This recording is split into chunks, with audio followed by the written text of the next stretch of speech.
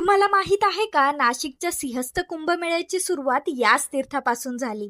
नमस्कार, मी प्रियंका. आज तुम्हाला घेऊन आली आहे कपिलधारा तीर्थावर, जे तब्बल 11,32,000 वर्ष प्राचीन मानलं जातं आणि नाशिकच्या कुंभमेळ्याचं मूळ स्थानही हेच आहे. या कुंडात गोमुखातून निरंतर वाहणारं पाणी येतं आणि इथे स्नान केल्यावर गंगासागर तीर्थाचं पुण्य मिळतं. इतकंच नाही, हे ठिकाण इतिहासाने समृद्ध आहे. प्रत्यक्ष हनुमानांचे चरण या भूमीला स्पर्शून गेले आहेत आणि इथेच समर्थ रामदास स्वामींनी शिवाजी महाराजांना धर्मरक्षणाचा उपदेश दिला.